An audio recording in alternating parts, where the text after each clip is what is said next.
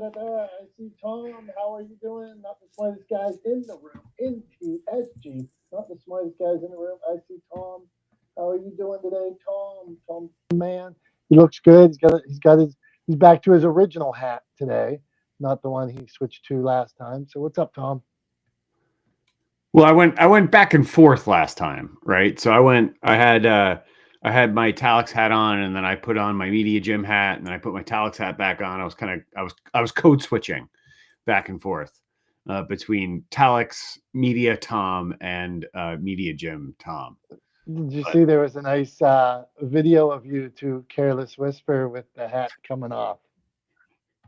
Yeah, I saw that. That's good. We'll have to make sure some of our visitors, Dr. Tachi, if we see her today, saw the Tom taking his hat off. And I decided for show and tell today, later on, that I want to run this like a soap opera. So later on, my show and tell is going to be a continuation of something we talked about another day. Okay. Go on.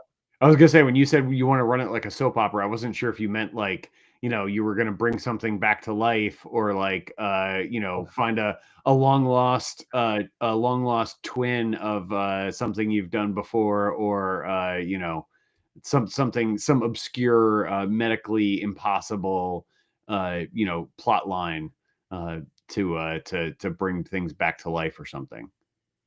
That is a good idea. But later on, I'm going to carry out a show and tell based on another show and tell, just like that day when you brought out the circus peanuts, when you tried circus peanuts for the first time, and you thought a circus peanut was going to taste like a real peanut. Well, I did before you did the show and tell, and we talked about it. Then I knew that it wasn't going to taste like peanuts, that it was for some bizarre reason flavored like banana. It's like the weirdest. It is the weirdest candy. Like, I mean, let's be real. It is weird. Texturally, it is weird. Flavor wise, it makes no sense that it's a peanut shape but banana flavored. Like, none of it makes any sense. It's completely incongruous and ridiculous. It's I think I get your dad probably loves them for like the nostalgia factor. But they're not good. It's not a good candy. I wonder, someday we need to have a running total of like weirdest candy. Why would this candy even be like, what would make you even think of like a nerd? Why are the nerds those little pieces like that? Why does that make any sense at all? Yeah, I have no idea. What about like Necco wafers, right? They're just like sweet chalk. Yeah. Like, what's the story with those? We should do a whole nother episode on that. All right, not the smartest guys in the room. We're talking rebrand, not rebrand. That is the question. To rebrand or not to rebrand? That is the question. So I told Tom I need entertained, and I was thinking about all these bad rebrands and good rebrands and brands you're mad at and why people do it when they don't do it. Like, so I'll just throw one out that I was mad about when it happened, and for years I drove by this sign. I'm a Dunkin' Donut fan, Dunkin' Donuts, and they rebranded to Dunkin'. And so for years I drive by this sign. I'm like, this is Dunkin' Donuts. I'm angry, but now I don't care. I'm comfortable with it being Dunkin', and for this exercise, my thought process goes to, why rebrand when the brand no longer serves you? And so I'm thinking to myself, Dunkin' makes, 40% of their revenue, maybe more, on coffee now. So being named Dunkin' Donuts and branding themselves as Dunkin' Donuts seems like it could be a miss, even though people like me got mad at it at first. But long term, probably moving away from Dunkin' when they're selling avocado toast to my daughter and fruity drinks with pumps of weird stuff in them, I think probably they could move on. So, Tom, that's where I'll start on to rebrand or not to rebrand. That is the question. Yeah, I mean, that's an interesting one. I think in some ways the rebrand makes sense, right? Because I think Dunkin' Donuts originally was a donut shop that happened to all sold coffee, right? Like they were not a coffee shop that also sold donuts. Their whole thing, I mean, I remember, back in the 80s, remember all those commercials like it's time to make the donuts? They used to make the donuts in every shop, right? Sort of like Krispy Kreme does to this day, and Krispy Kreme again remains a donut shop primarily, right? And I think Dunkin' Donuts is of the same, sort of lineage from a business perspective or sort of a market perspective.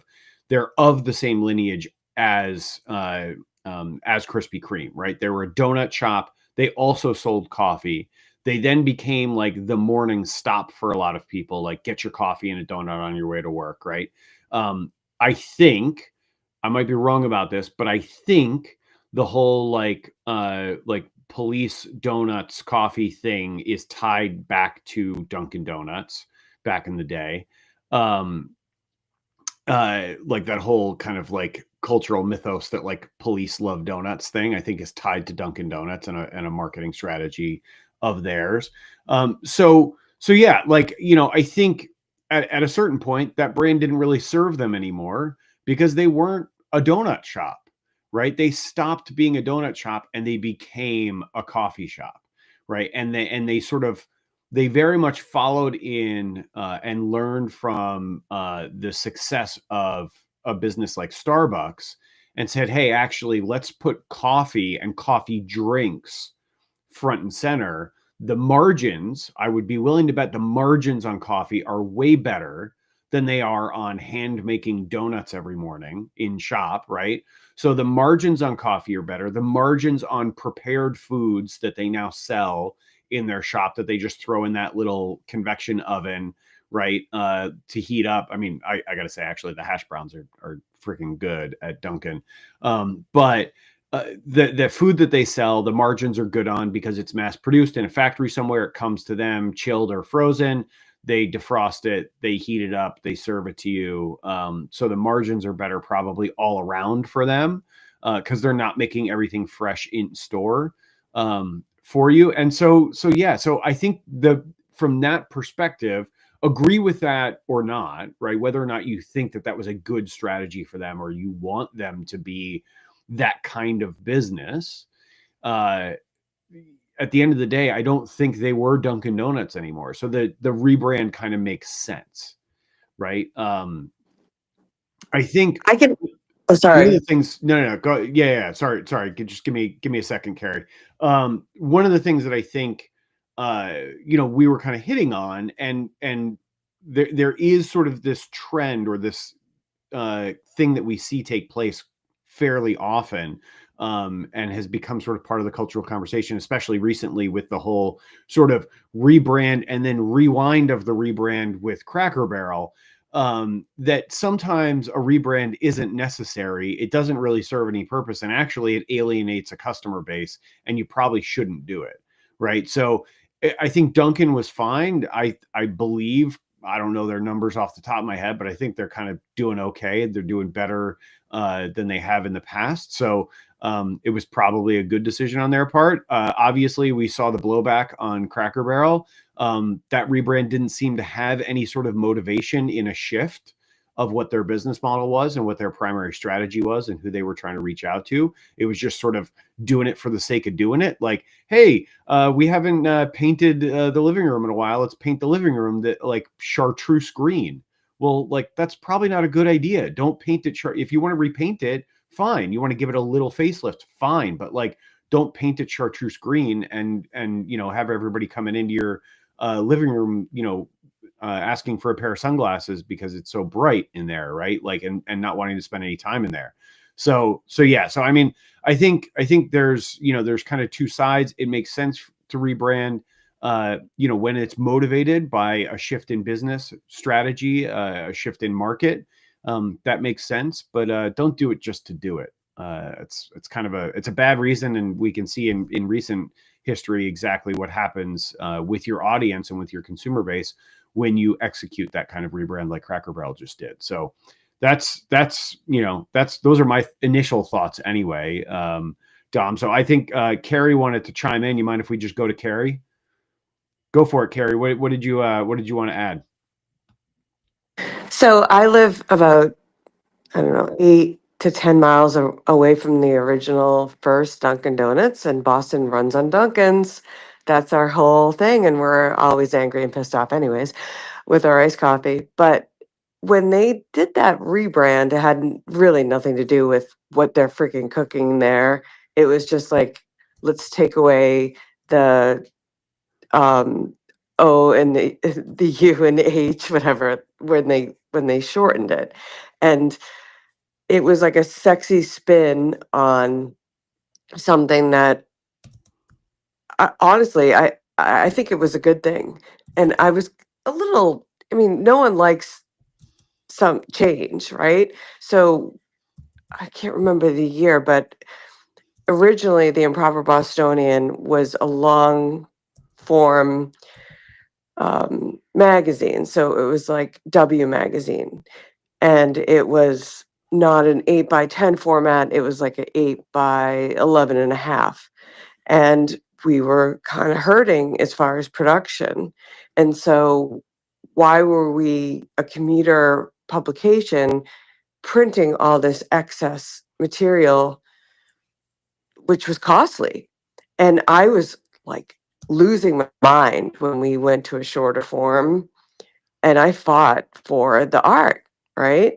And everyone was like, we're not gonna survive, Carrie, if we keep it up. We have to trim and reinvent. And it was the smarter move, although very, very painful for me at the time, because the crops changed and how I produced imagery changed. But now we're gone. So if we don't, like, we have to, I just put new rugs in my house and I'm changing colors. A rebrand and a refresh sometimes is the move. And I hear what Dom's saying about Dunkin' Donuts, but like, we're still standing, and we still have Ben Affleck and, Matt Damon. We'll be all right. Thank you, Carrie. Yes, absolutely. Sometimes a rebrand is a necessity for survival. So I think in your case of the Bostonian, as if print costs were going up and subscriptions were going down, and you have to change to a different format to survive, I guess that's what you got to do. That is what you got to do. So let's keep rolling this around. We are talking to rebrand, not to rebrand, the good, the bad, the ugly of it, I guess. So J Dub, I'm coming to you. So you got a good rebrand story, bad rebrand story, or you got some thoughts on what we're currently talking about? Go on. I got an accidental rebrand story actually. Started my business 5 years ago under the premise that I was just a weird artist, and my flagship image was I painted platypus pictures. It just tied into the weird person I was. I got to teach people information about platypus because I thought that was something interesting to me. Did absolutely nothing for my business though.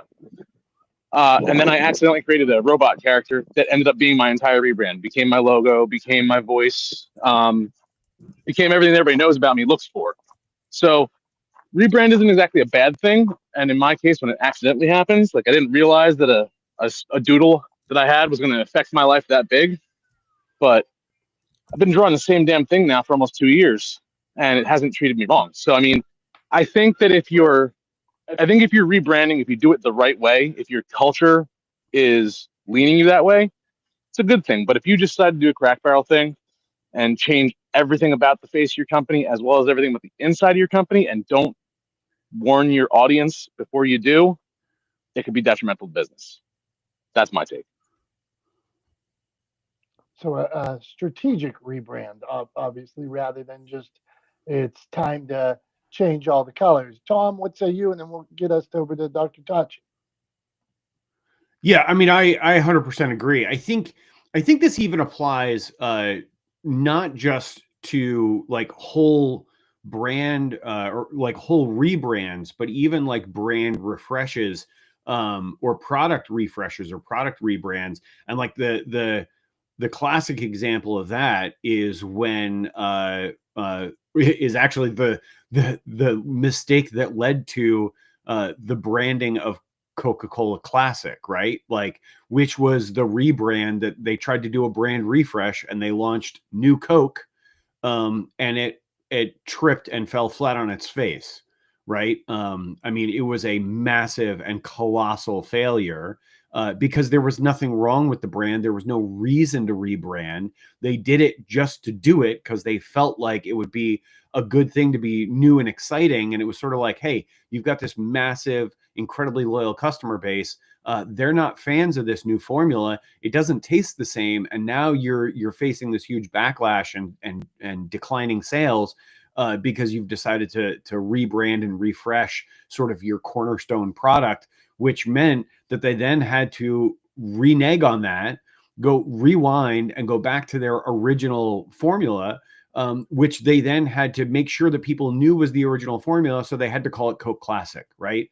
So like there was, the whole sort of Coke Classic existed only to reinforce to people that they had sort of undone the product refresh of New Coke that had failed so miserably. So yeah, I mean, I think there are tons of examples like that. Then the brand refresh, or the rebranding with around Cracker Barrel, where it doesn't make sense because it isn't motivated. And I think that's the key differentiating factor, is that if you're gonna rebrand, it really, I think if you've built a brand reputation, if there's brand value, the rebrand, the shifting of that brand value has to be motivated. And in the case of Dunkin, I looked it up because I wanted to make sure that I was sort of operating from the right playbook. And sure enough, from a press release from 2018 from the Dunkin website, they said the new branding conveys the company's focus on serving great coffee fast, right? Like, so it was a shift away from being a donut shop to being a coffee shop, right? And so it was a motivated rebrand. It made sense in the context of what their business model was doing and how it was shifting. New Coke didn't make any sense. The business model didn't change. The market didn't shift. Nobody was begging for anything new or different. They just decided to do it because somebody in a boardroom somewhere thought it'd be a great idea. And, we all know how that went. So I think it should be, it should be a motivated move, right? If you're going to rebrand or do a product refresh or something like that, it should be motivated by market forces and not just by some random desire of some VP somewhere in the organization to leave their mark on something or put the amp on something. That's what some of these feel like, right? I just think that is the biggest bunch of bullshit in 2018 that they said, "Oh, we're going to give it to you fast. That's the rebrand." No. That is just language, and I've seen Dunkin' Donuts research, like how they've changed the way the structure looks and everything, but nothing has changed with Dunkin's. Like, it's the same menu, it's the same coffee. So someone's giving it to you a little faster. Like, that's so dumb that that's what they put out as a press release. They just tried to put a sexier spin on what they were doing, and they got a lot of attention for doing it. But like, someone's moving a little faster. Come on, that's so dumb that people like I like that you looked it up, but I don't think anything changed with Dunkin's. I'll tell you that much. Right on. Good stuff. Okay. To rebrand, not to rebrand. Okay. We're heading on to Dr. Tachi here. I'm going to throw this out to you too, Dr. Tachi.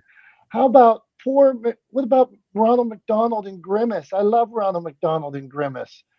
And now Ronald McDonald and Grimace are coming back. Like, they got rid of Ronald McDonald, ditched the playgrounds, and built these little small boxes. I'm not digging that. So was that the right rebrand, Dr. Tachi? To rebrand, not rebrand. Ronald McDonald, what do you got for us? Okay, I'll answer it all. Good morning. So not that I keep up with McDonald's, so I didn't know that Ronald McDonald and Grimace were coming back. But if that's the case, this is clearly a case of we have appealed to children in the past. Not that adults don't eat it, but if you remember in the past, who was the one that was begging people for McDonald's? Kids. That was their bread and butter.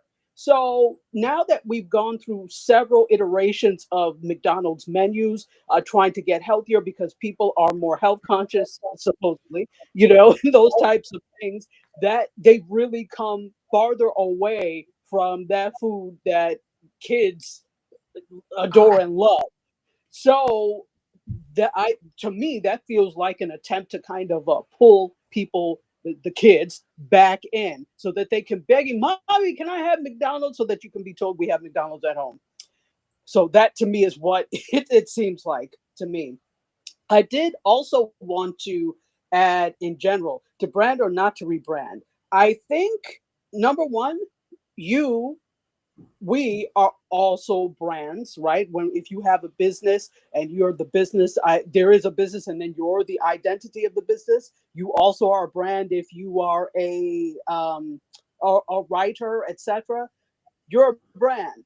And so in that, I think you have to remember who your audience is and whether or not this refresh would be for their benefit and for your benefit, of course, but for their benefit. If they're going to feel that the refresh or the rebrand is beneficial to them somehow.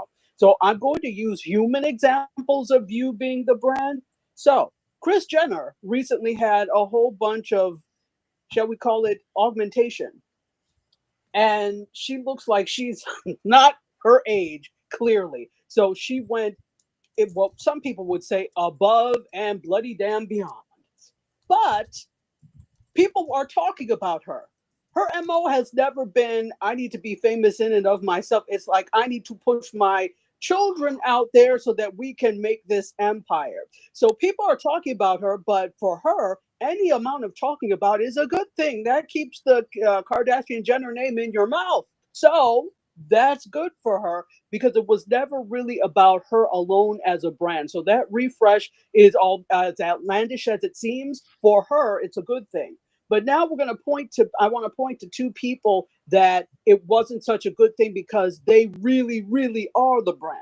So Jennifer Grey, if you remember, she was in Dirty Dancing, and then actress Meg Ryan. Both of them, now Jennifer Grey had an accident, which is why she had to have some surgery, but her surgery ended up so, she always had a prominent nose and that probably bothered her. So that was the opportunity to kind of augment that, but the nose ended up so unlike who she was that it completely messed up her brand because she was unrecognizable. Oh, what the heck? She was unrecognizable. Same thing with Meg Ryan. She started off with lip augmentation, but then she just, they say plastic surgery is addictive, and she just kept going. And she, as a result, ended up really unrecognizable.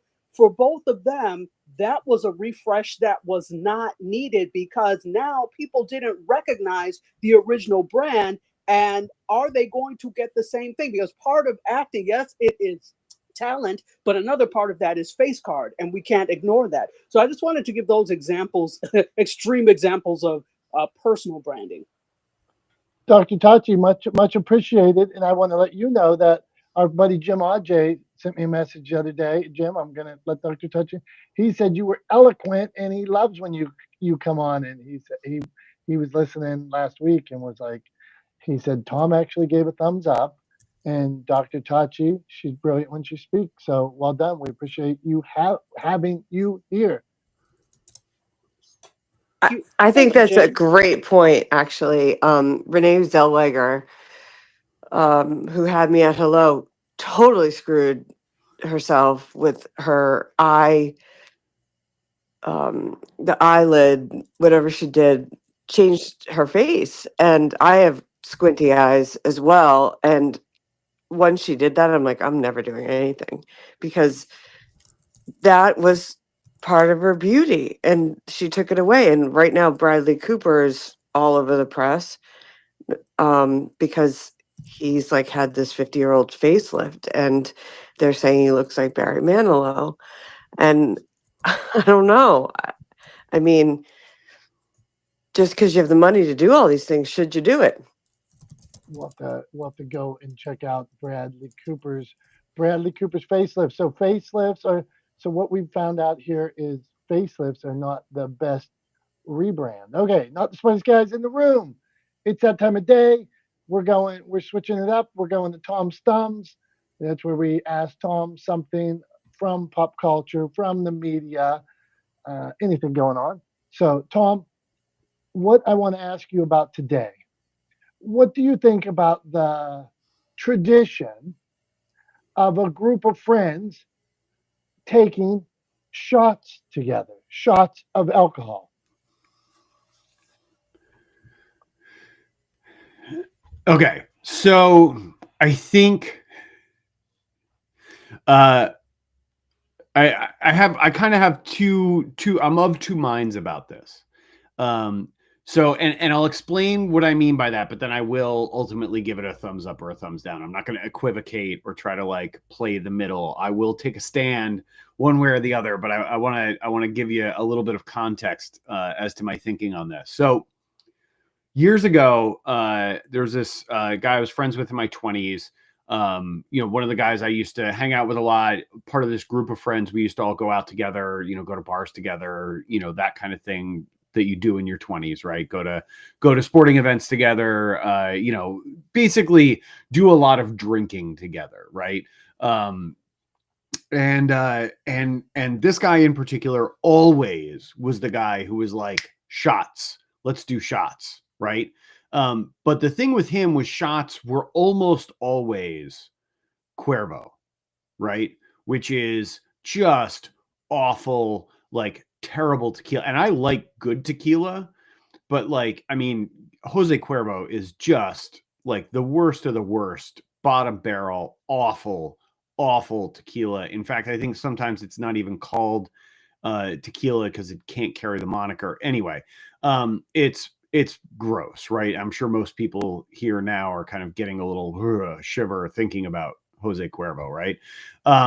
So he used to always order shots of Jose Cuervo. And it's gross. I don't like it, but I'm also not one to back down from a challenge. And so I was always there, like going, with him every step of the way. Oh, you want to do a shot of Cuervo? Fine, I'll do a shot of Cuervo. Like you're not gonna scare me off. You're not gonna like, intimidate me or whatever. The whole time for years, like for several years, I thought that he actually enjoyed or liked Jose Cuervo, and that's why he always ordered it. I came to find out after years of this that he absolutely was disgusted by Cuervo, but his disgust in drinking Jose Cuervo was overcome by the pleasure he derived from watching other people be disgusted by it, right? And the pleasure he got from watching other people struggle to try to choke down a shot of it. And so he was such a bastard that he would order Cuervo shots just to watch other people struggle with it, even though he hated it himself. So in that context, I'm not a big fan of shots. When it's like when it's shots for like for lack of a better term, shots when it becomes like kind of a dick measuring contest, right? When it's like who's the biggest, toughest guy, who can drink the who can drink the most, whatever. Not a big fan, right? But if you're gonna do shots with like a group of friends, as sort of a bonding thing or part of a tradition or part of a night out, and a part of the festivities and in celebration for something, then I'm all for it, right? So in the sort of the best sense of doing shots with a group of friends, doing it for celebratory reasons, whether it's celebrating being together as a group or celebrating having a night out or celebrating your Steelers winning a game, whatever the case may be, in that sense, in that context, I think doing shots with your friends gets a big thumbs up for me. I approve, and I think I hung out with guys that were like your buddy that bought the jerky shot of tequila. I know him. We're from different states, but I feel like we have the same friend. And Yeah, it always made it a little bit like it really changed the way I saw that whole experience after. And this was like one night after many shots and many drinks, he sort of like confided that I was like, I can't believe you like this stuff, it's awful. And he was like, that's the secret, that's the thing, is I don't like it, I hate it, can't stand it. But it's so funny to me to watch other people struggle with it that I'll deal with it just to get that laugh. And I was like, wow, this is a whole different thing. Like, it just completely changed the way I saw that whole experience. Yeah, it was weird. And I didn't feel bad about saying no to those shots after that either. I get that. And we talked last week about I was going to play in a 7-iron in where everything is sevens and things like that. Jimmy's mentioned it, the Mexican tequila in the comments. We have a thing called a penalty shot. So if you complain, we started it with complaining about the weather, but if you complain, because sometimes to play this tournament, you would have to play it when the golf course wasn't that busy. So sometimes it would be cold, it would be rainy, and to make it go over successfully, we had to get people to stop complaining. So how we started that was if you complained about the weather, you had to do a shot. And then it morphed into if you complained about anything, you had to do a shot. And if you there's certain rules as well, like if you don't hit it past the ladies' tee, or if you break some golf etiquette, you have to do a shot as well. And it is usually a tequila with a worm in it. And this past weekend, I saw somebody do a shot with a worm in it, and he said when that worm went down his throat that it tickled the back of his throat. So that I've witnessed what you were talking about. Okay, we're back, Tom. Let's get back to the root of the question. To rebrand or not to rebrand? That is the question. I had New Coke on my thing here. KFC is a weird one that has rebranded from Kentucky Fried Chicken. It's still Kentucky Fried Chicken. What everybody wants there is Kentucky Fried Chicken. You can call it KFC. Everybody still knows. But when they changed it to KFC, they said it was like kitchen fresh chicken. You know, they yeah, that's what they claim the KFC meant. But everybody just wants Kentucky Fried Chicken. I mean, so it was an odd rebrand. So I've got go on. I don't go think on. I'd ever heard that. Yeah, kitchen fresh chicken. That was the well. What's this mean? It means kitchen fresh chicken. Why? So on that rebrand, of terrible rebrands. I can eat Kentucky Fried Chicken all day long. I'm a connoisseur. Why is every KFC so dirty? Did you ever notice that? Go on, Tom. Well, I mean, I think like I don't know, like the KFC rebrand, like I didn't know that they were trying to change what the K and the F stood for. Um, but the KFC rebrand, I think people called it KFC before they rebranded to KFC, right? I think that was sort of like part of the sort of the pop culture, lexicon, that people called it KFC. So they were sort of just moving with the market and the sort of common nomenclature, and people were calling it KFC, and they were like, well, let's just embrace it. People call it KFC anyway. Let's just call it KFC ourselves. But yeah, and as to why they're all filthy, I have no idea.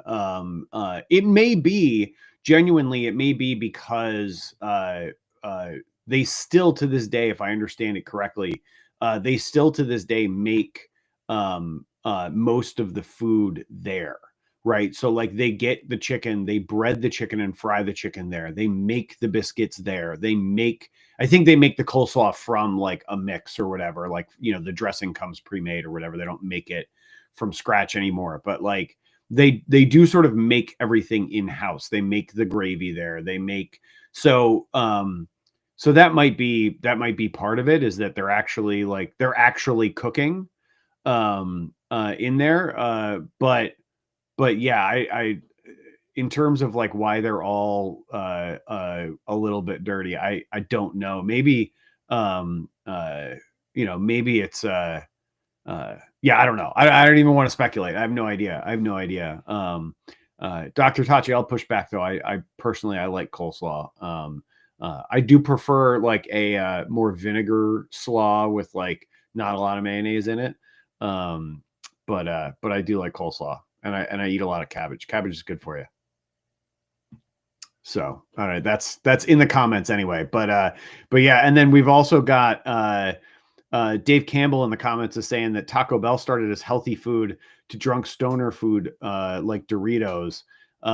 Yeah, I mean, I think like Taco Bell, if I understand it correctly, basically Taco Bell started in Southern California, and it was the guy who started it was basically copied the way the tacos were made at his favorite tacos place, like favorite taco restaurant, which were sort of this like Americanized version of a taco. So it had like a crispy shell, and it's sort of like the American taco that we think of with like iceberg lettuce and fresh tomato and all of that kind of, and sour cream and cheese.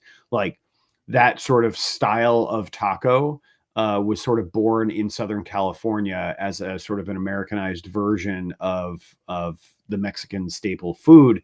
And Taco Bell was built kind of off of the back of that, and as a copy of that sort of Americanized taco. So that's where I don't think they started as like sort of quote unquote health food per se.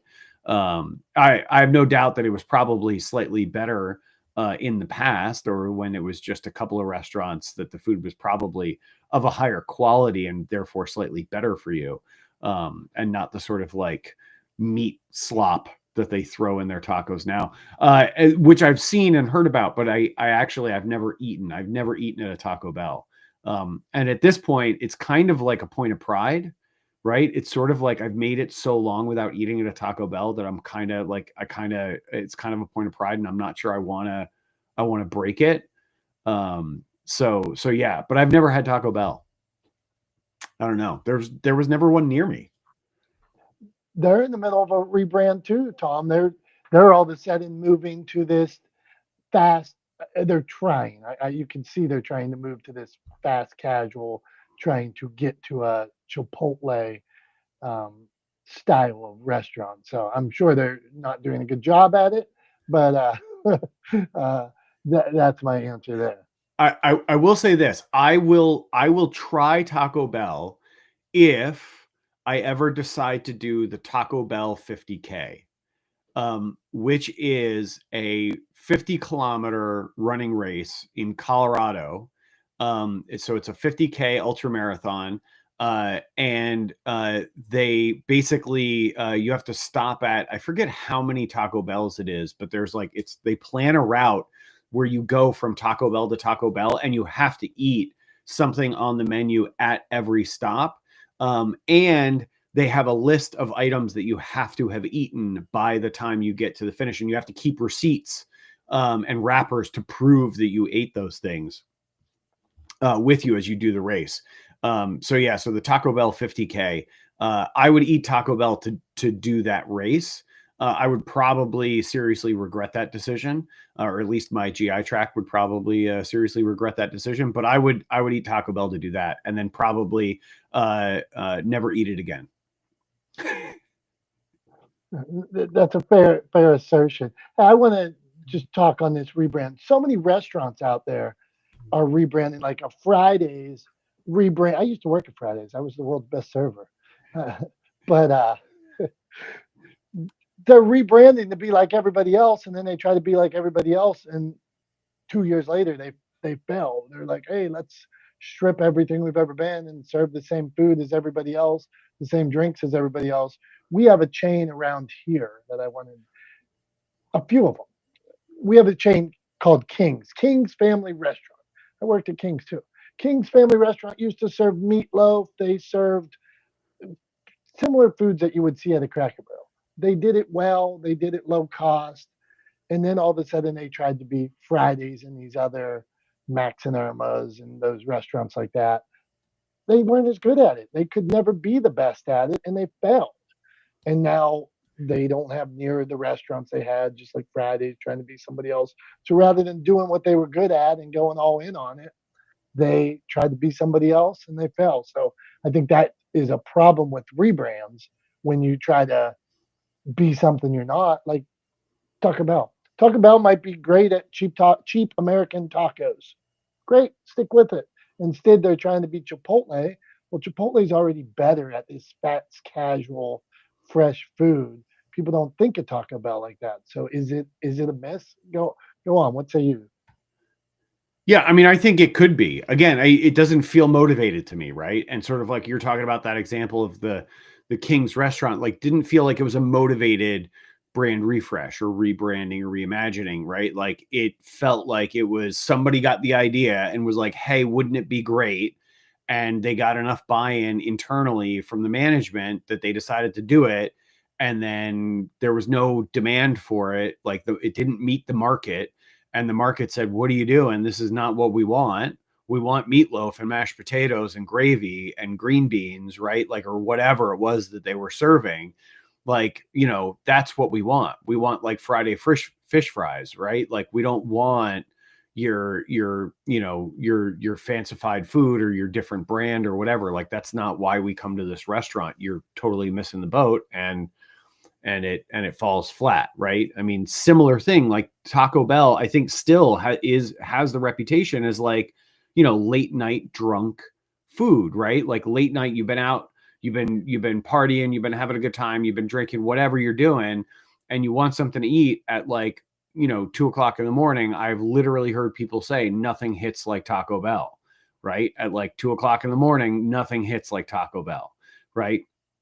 I don't know if that's a good thing or a bad thing, but it helps their bottom line. And if they've got that reputation, like, and it drives sales, like I say, lean into it, right? Like don't shy away from it. Don't say like, "Oh no, we don't want to be the food that you eat when you come late at night and you order an insane amount of food because you've had a couple of drinks and your decision making is impaired, right? And so you order like, 3 meals worth of food rather than one meal." Like, no, we don't want that. Like, no, lean into that. Like, you've got one person ordering like the equivalent of like 3 orders because they've had a couple of drinks and that's what they do at every time they go to Taco Bell. Like, lean into that. There's nothing wrong with that, right? Like, nothing wrong with that at all. But yeah, I think the other thing too, what you were saying, Dom, the other thing that popped to mind was you talking about working at Fridays. I would love to see a picture of you and your flair game when you were working at Fridays. I bet you had quite the flair game going with all your buttons and pins and stuff when you were working there back in the day. Hey, I almost want to start a new segment or memory lane here with Dom. And when I was young, all I wanted to do was be in the restaurant business. Like someday I'm going to own a restaurant. Someday I was going to own a restaurant. So I applied at all these restaurants 100 times. Nobody would hire me. I don't must have been goofy or had poor penmanship. This is back in the day. So I finally get a job at Fridays as a waiter, server. I go through training. I failed training, Tom. I server training. I wasn't good enough.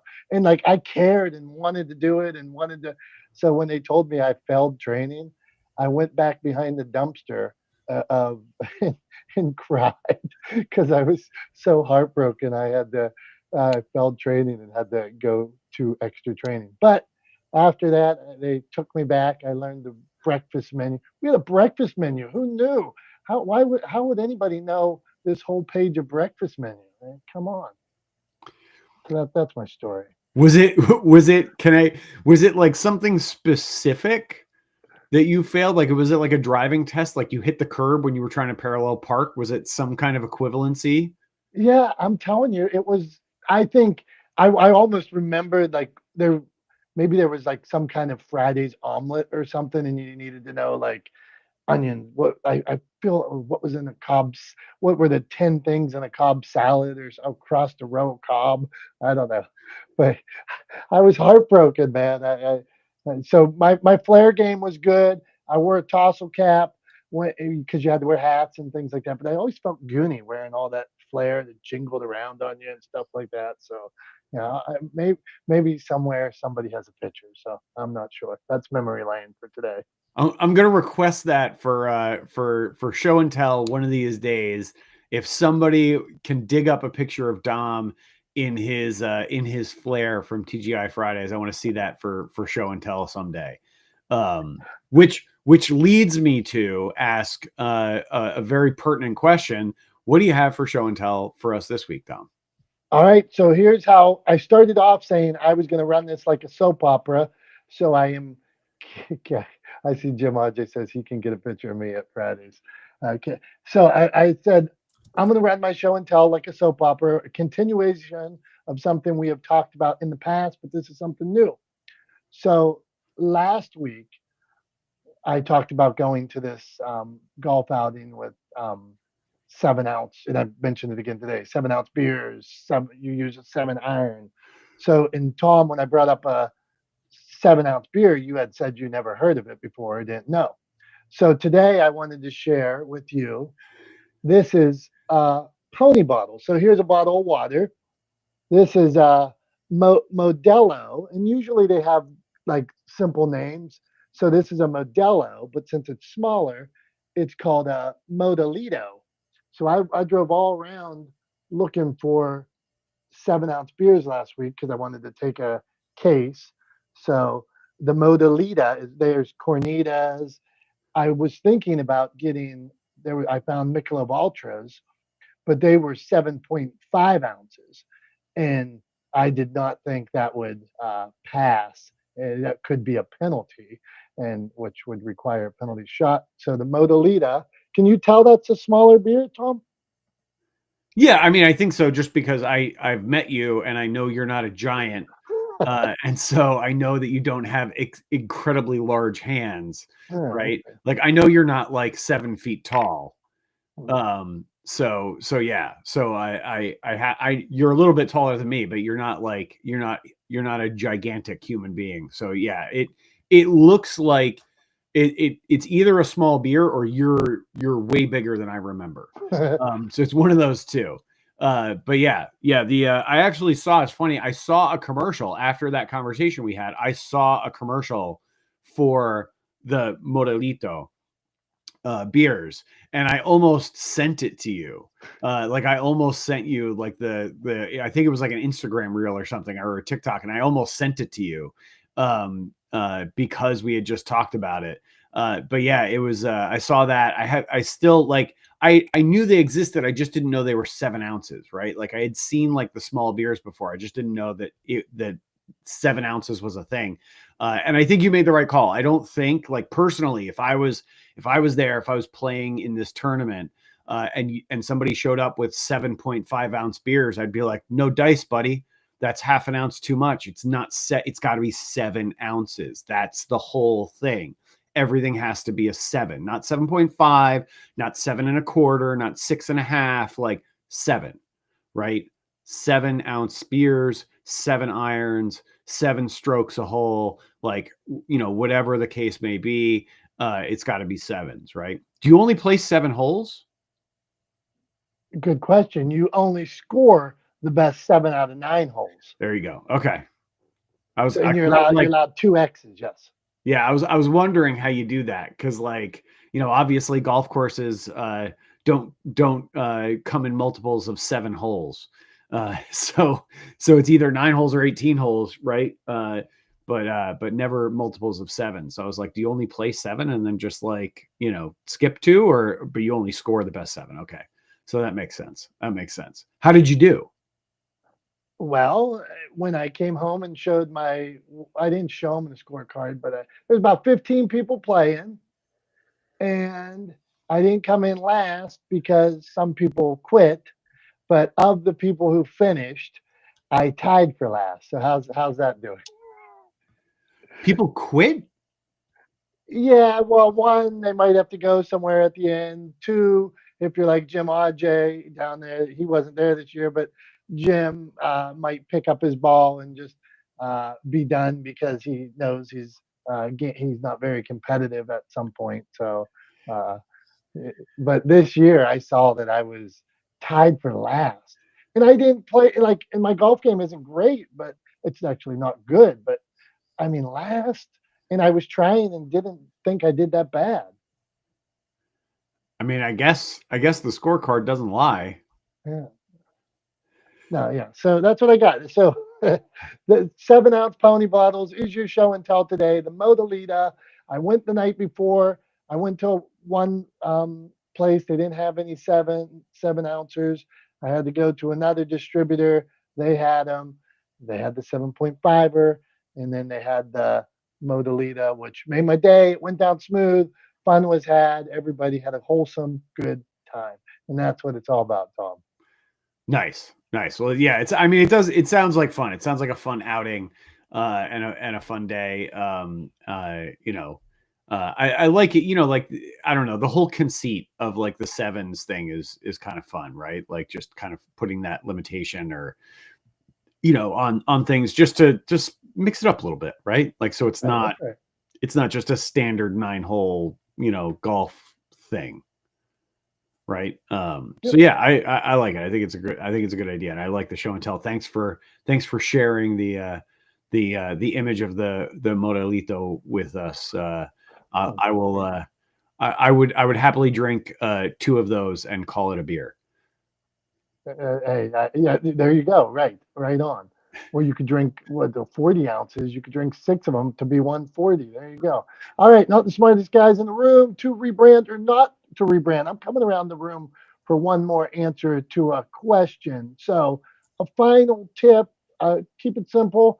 I'm going to get Dr. Tachi, Carrie, then me, and then we'll get to Tom. But on when is it time to rebrand? So, Dr. Tachi, can you give us a quick, when is it time to rebrand?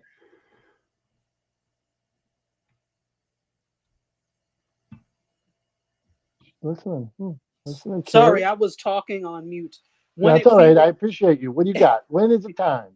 When it feels tired.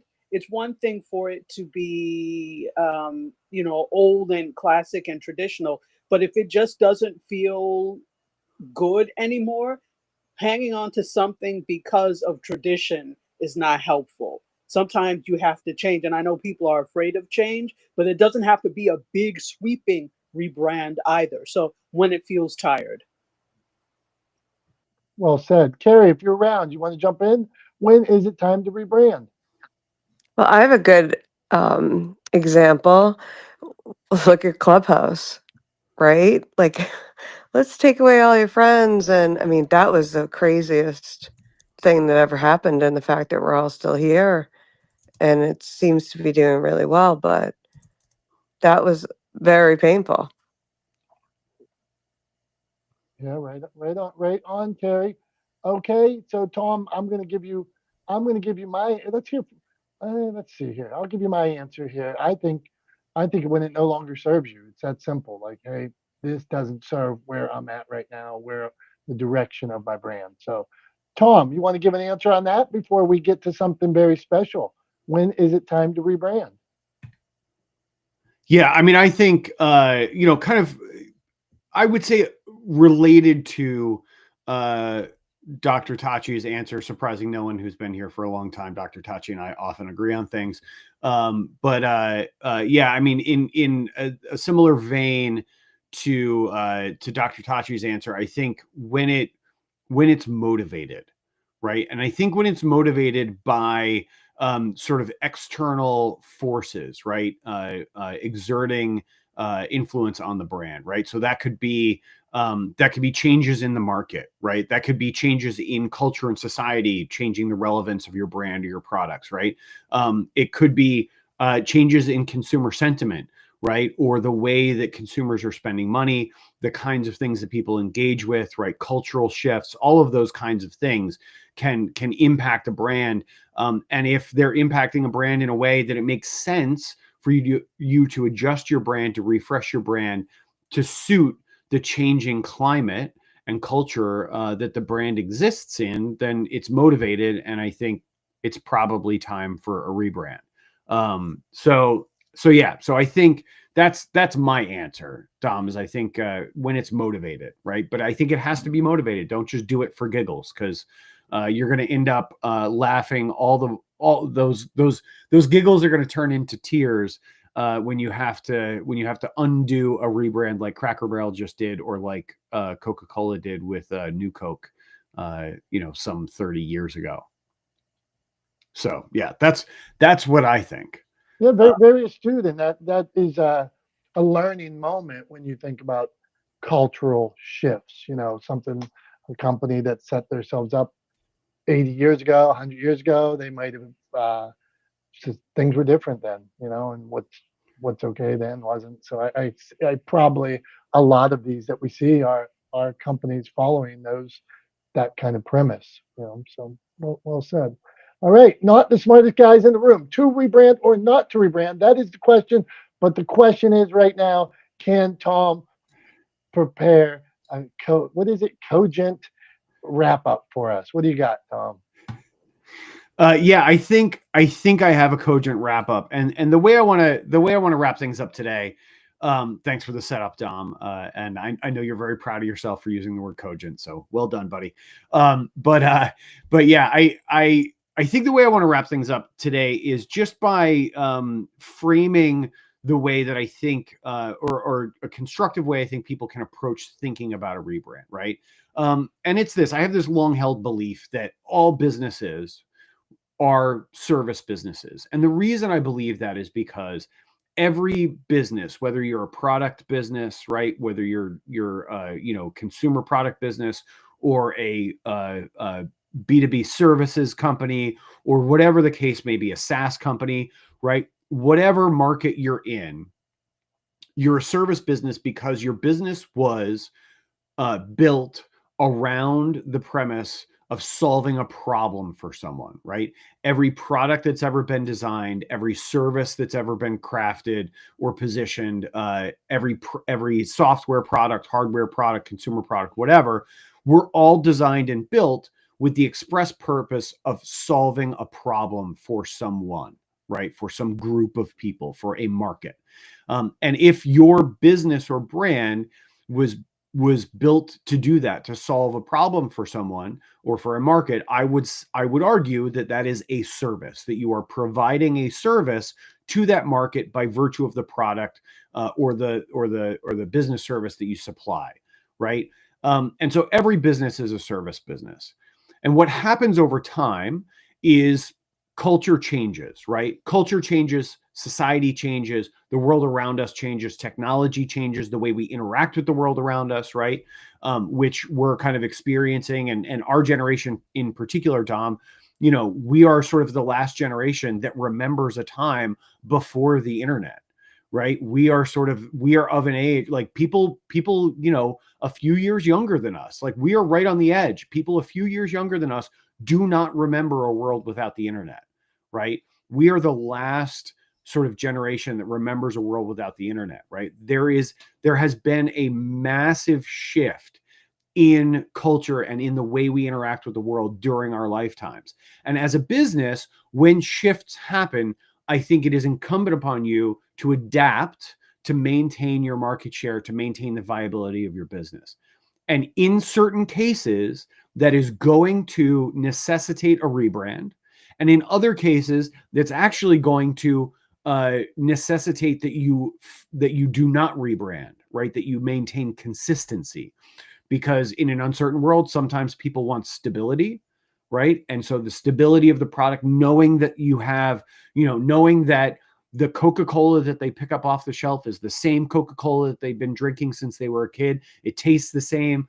They love it just as much. That has value to people in an ever-changing world. In the same way that, whether or not you make Dunkin, whether or not you make donuts in the back of the shop every morning before you open, has less value to people. What they're more interested in is getting, a complicated coffee drink that has 7 pumps of vanilla and 2 sugars and a whipped cream and a drizzle of whatever, right? Like that becomes more important to people. And so you rebrand and you adapt to the changing market influences. But I think a good way to think about it, a good way to approach it from my perspective is to understand that you are a service business and you should always put the service that you provide to your customer bases, to your community, first and foremost in your decision making as to whether or not to rebrand.